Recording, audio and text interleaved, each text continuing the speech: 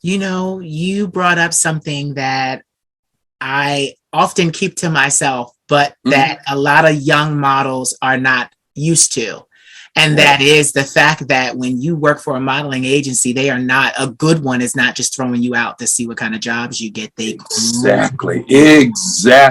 Like Because they believe when they actually looked at you, Yep. they saw, I don't mean to say it like that, but it's the truth. They saw dollar signs. They saw that they can make you.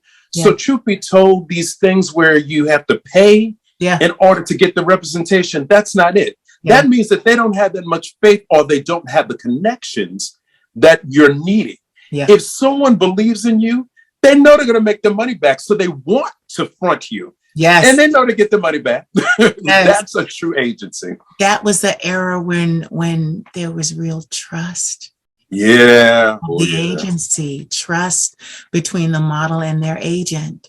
I can't tell you how many boys, and even I was one of them, you get signed and there's no work. They're not grooming you. They don't send you for lessons, runway, remember runway classes. Oh, yes. So get this, back in the early 2000s, I was going to try my hand in fashion, and I wanted to be a model, and I went to Barbizon. Yes, I remember. Now, what I liked about Barbizon was the grooming. Absolutely. They taught us, all the turns, all the walks, how to carry your jacket, how to sit down, unbutton your jacket. Like, these were things that models of a certain era were getting, but new models didn't know how to do. And I was kind of like led to them. So they really taught how to tie ties, full Windsor, half Windsor, a lot of things today that models do not know. Oh my goodness. Yes.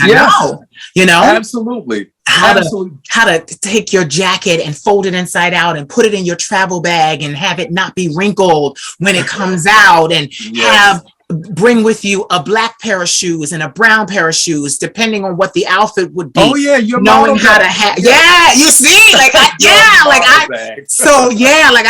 was the early 2000s, and I was a newbie then, but they were still and I think that time at Barbizon, I fell in love with fashion for real. I fell in love with the clothing. I fell in love with the professionalism. It wasn't just let me get my ass on a runway, walk down, walk back. We learned, different things. There were different turns you did, four-quarter turns, different half turns, And you wouldn't walk for the same designer as you would another one. There was always, you had to understand who your designer was. So you had to do your own research too, to actually say, okay, this Calvin Klein is different from a Dolce & Gabbana.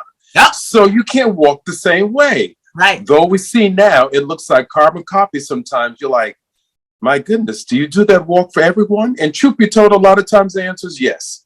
But you know what else too? You know what else? I'm going to jump in and let you finish. But they killed the personality. Remember how models used to have, you could become famous because of your personality. Pat Cleveland. I remember Pat Cleveland coming down the runway and Mugler, and she's, she's doing this and she's doing that. And you hired Pat Cleveland for that. A lot of people gave you theatrics. Yes. Bethane, absolutely. The good old Bethane, she swears that she was not a beautiful model. I beg to differ, as well as the world begs to differ. She had it. I remember when she did. I saw on Instagram. I wasn't back in those days, but I saw on Instagram. It was something that she did back in the 70s. Yeah. And she literally, as they say now, slayed the runway. Yeah. Literally everybody got up and just began to applaud. That's what I'm talking about. That's a true model. That's a true model. And that was the thing. I spent, it was so crazy. I spent the beginning of my career trying to be so gaunt and lifeless. I spent dead. And the crazy thing is I don't call it a catwalk for me, because I've always walked that way. I always walk one foot in front of I always walk one foot, just being who I am. My brother does too. My brother's 35, not interested in modeling, and he walks the same way. One foot in front of the other, one foot in front of the other. It's just a natural thing. Yeah. So I just remember trying to be so lifeless. And I also remember my career not taking off until I showed personality.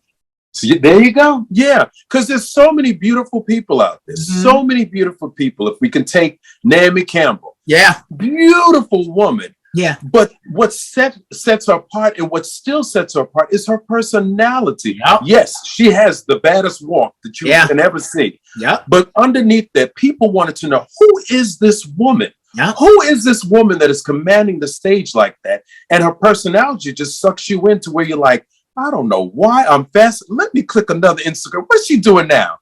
Yeah. That's that personality. And we need that. Everybody needs that.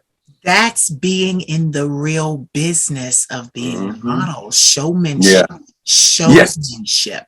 That's what I'm not gonna lie, today that's what the industry is missing. But I also noticed that today there's an absence of color. Ooh, oh Lord, yeah.